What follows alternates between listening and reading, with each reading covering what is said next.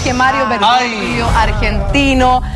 Dicen que es muy cercano, que viajaba en subterráneo. Hay una serie de descripciones de este nuevo papa que ayer pidió que rezaran por él. Claro que es bastante más humilde y que va a imprimir un sello de sencillez en el Vaticano, que es necesario para enfrentar los nuevos tiempos y sobre todo las nuevas crisis que está viviendo la Iglesia Católica. Nosotros habíamos hablado antes de que se eligiera el Papa acerca del famoso Papa Negro y las profecías que decían que este tendría que ser el Papa Negro. Bueno, Francisco I, como se bautizó don Jorge Mario Bergoglio, tiene sotana negra y hay muchos que insisten con que él sería. Claro, lo que pasa es que hay que entender que dentro de lo que es la nomenclatura de los propios católicos entre sí, a los grandes líderes del movimiento jesuita, se menciona a sí mismo como el líder al Papa Negro. O sea, entre ellos, esto es una costumbre que ellos tienen de llamarse así, al máximo líder, representante de los jesuitas. Así que Salva, hay una coincidencia. Ahora debo decir... Pero espérame, tenemos una nota que cuenta casi todo y al regreso tú nos cuentas por qué Francisco primero podría ser el Papa Negro y además que hay y no es la única. Está bien. Desde el día de ayer, todo el mundo católico celebra el nombramiento de un nuevo papa, más aún en Sudamérica, que vive un momento histórico por tratarse del primer sumo pontífice nacido en este lado del mundo. A raíz de estos antecedentes, muchos han especulado por la relación que tendría Francisco I con el denominado Papa Negro, cual Nostradamus calificó en su legado. La elección del argentino Jorge Mario Bergoglio abre un mar de posibilidades de que su ascenso se trataría de nada más y nada menos que del Papa Negro que Nostradamus se refirió en su profecía del fin del mundo. El profeta en sus interpretaciones de advenimiento precisó que al principio habrán enfermedades mortales como advertencia, luego habrán plagas, morirán muchos animales, habrán catástrofes, cambios climáticos y finalmente empezarán las guerras e invasiones del Rey Negro. Dado el tiempo que vivimos, podemos desglosar que la aparición y ataques de múltiples virus se han transformado en una verdadera plaga en el mundo, causando importante cantidad de fallecidos que coincide en este contexto. La extinción de animales también es una tendencia que se va desarrollando. El cambio climático ya es una realidad y por la época en que vivió el francés Nostradamus, evidencia que claramente el Rey Negro se refiere al sumo pontífice de la Iglesia Católica. Ahora bien, Francisco I no es exactamente de piel negra ni su descendencia tiene relación con aquella raza, pero podría serlo de otra forma. Se trata del primer papa jesuita de la Compañía de Jesús, cual el fundador y jefe de esa orden religiosa fue llamado el Papa Negro. Fueron justamente estos líderes jesuitas que por su inmenso poder se contraponían al entonces sumo pontífice romano. Además, las sobrias sotanas que visten sus miembros se contrapone absolutamente de la vestimenta blanca del Papa. Más allá de este análisis del legado de Nostradamus, expertos llaman a ser cautos y advierten que existe una muy mala interpretación de los conceptos entregados por el profeta a la humanidad. Nunca Nostradamus habló del Papa Negro. Lo que ocurre es que en la tradición de la Iglesia Católica se hablaba del Papa Negro a quien era precisamente el general de la Compañía de Jesús. Y el Papa Negro, en consecuencia, era vitalicio, como era el Papa Blanco, que era el Santo Padre, que estaba en Roma, que también era vitalicio. Curiosamente, durante el reinado o el pontificado de Juan Pablo II, se acabó con el cargo vitalicio del superior de los jesuitas, y ahora precisamente con Benedicto XVI se acabó también el cargo vitalicio que tenía el Papa. En consecuencia, yo creo que aquí en este caso, curiosamente, hay un jesuita por una parte que asume como papa y se darían estas dos características, los dos papas, este supuesto Papa Negro y el Papa Blanco, estarían los dos viviendo en torno a este Papa argentino. Apreciaciones respecto a esta controversial interpretación hay muchas. No obstante, ante la objetividad de su condición de jesuita, sí le atribuyen el concepto pasado de Papa Negro a sus superiores, por lo que lo ponen en tela de juicio y abre la duda de la posibilidad que nos encontremos en lo cierto. Además, la última gran coincidencia, quiera o no usted aceptarlo o apreciarlo, es que el nombre Francisco elegido por Jorge Mario Bergoglio coincide con San Francisco de Borja, quien precisamente en la época del siglo XVI ejercía el liderazgo entre los jesuitas y era denominado el Papa Negro. Saque usted sus propias conclusiones.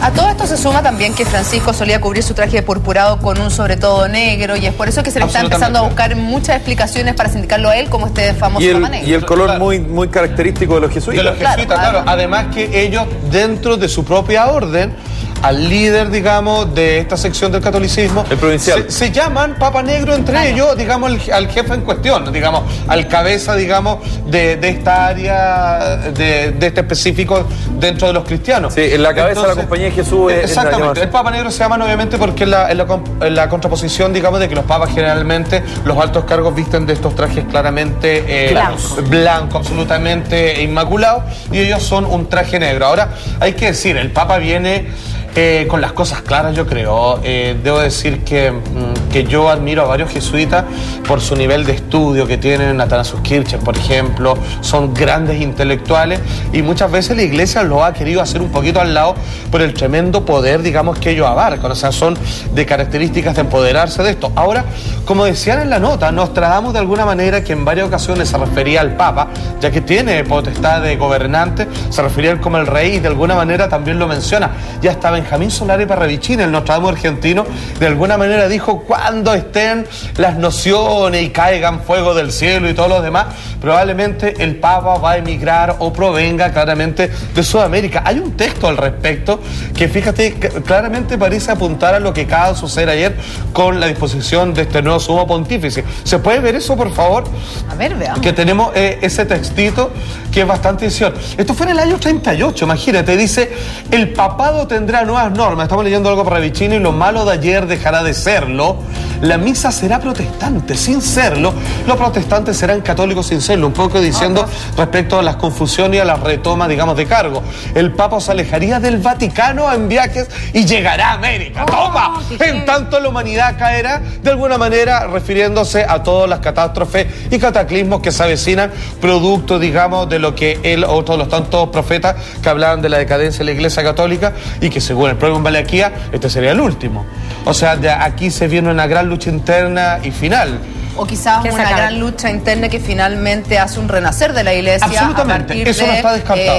Las cenizas, de los errores. De hecho, eso es lo que hablan en general. Dice: ya no volverá a ser como antes. Y ojo que Francisco, y según ya se ha entregado el testimonio, está absolutamente claro que se refiere a Francisco de Asís. Claramente. A San Francisco de Borja en algún momento también se pensó, porque era jesuita, en fin, y Francisco Javier.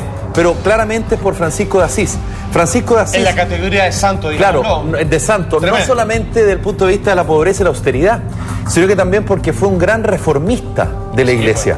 Por lo tanto, lo más probable es que Francisco, y está los antecedentes de manera pública, todo lo que tiene que hacer, las reformas que tiene que hacer en la Iglesia Católica, de hacerla un poquito más cercana, más transparente, de alguna manera avanzar en investigaciones que quedaron de alguna manera de manera pública. Bueno, es una reforma, va a tener que hacer grandes reformas en la Iglesia. Y lo más, digamos, entretenido de esto es que él no es parte de la curia romana. Claro. Y él incluso lo dice: tuvieron que mis hermanos cardenales ir al fin del mundo a buscarme. Él no pertenece a la curia romana, no es parte de la élite de la Iglesia Católica, y que él se ha encargado de decir: perdón, la Iglesia no es la curia, lo dicen los jesuitas siempre. Exacto. La Iglesia son los laicos, son ustedes. Y eso es una gran reforma. Tremenda reforma. Además que igual también por ese lado se contradice, porque estamos hablando de un hombre que es tremendamente tradicional en el pensamiento. Que de alguna manera yo creo que es lo que le hace falta a la Iglesia. Si la Iglesia quiere sobrevivir, tiene que tener súper claro cuál es su línea editorial. Y obviamente este hombre se ha referido negativamente respecto a la unión homosexual, al aborto y otras cosas. Y es tajante el hombre.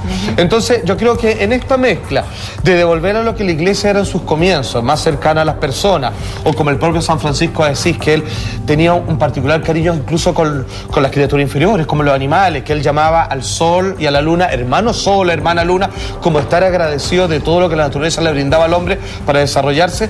Hay una cosa que tiene que balancear entre la iglesia tradicional, que digamos que no deja pasar ninguna modernidad, pero sin embargo que sea a producto de los fieles quienes construyan la nueva fe. Salfa, ¿se podría interpretar que todas estas profecías hablan del último papa en el sentido de que va a ser el papa que va a aplicar una reforma, una quizá actualización de la iglesia? Sí, de hecho, fíjate que un reseteo. Claro, un reseteo. De hecho, que si tú comienzas a juntar de partida transparentar todo lo que estábamos hablando de los Vatileaks, que era un tema pidiendo. Que lo tiene que hacer además. Claro, y que era un tema que salió, que cuando se juntaron los cardenales, algunos cardenales habían exigido transparentar esos datos antes de llegar a la votación. Claro, porque veamos en qué estamos y veamos que hay que reparar urgentemente. Porque hay que recordar que el Papa emérito Benedicto XVI, él le encarga a 3 cardenales que ellos elaboren el informe que tiene que ser entregado a su sucesor. Exacto. Respecto a los antecedentes que aparecen en los Vatileaks, que bueno, ¿sabes lo que hay ahí?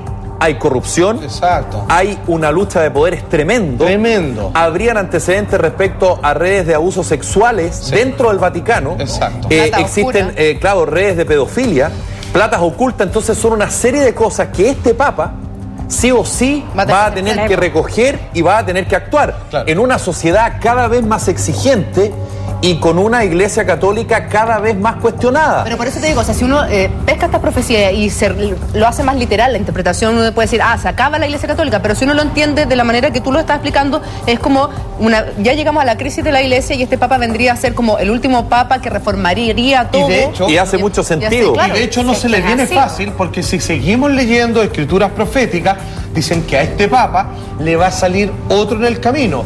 No te digo que van a colocar otro papa más, sino que le van a hacer la guerra tal como se le hicieron al anterior. O sea, no se le viene fácil. Además que este hombre, por otra parte, si bien tiene que limpiar muchas cosas que están dentro de los informes que los diarios italianos han publicado y que, digamos, tiene una carga de escándalo terrible, este hombre también se le acusan de muchas cosas, entre otros de haberse quedado con plata, de haber colaborado con la dictadura argentina. Con la dictadura argentina, digamos, tuvo que ir ante tribunales sobre el robo de bebés que hubo frente a los detenidos desaparecidos. Directamente, tráfico de bebés. Claro, entonces a mí no me molesta que este hombre diga, bueno, mea culpa, ¿sabes qué? Partamos de cero, si es que en algún momento la iglesia, como alguna vez lo hizo con Juan Pablo II y todo, dicen, ¿saben qué?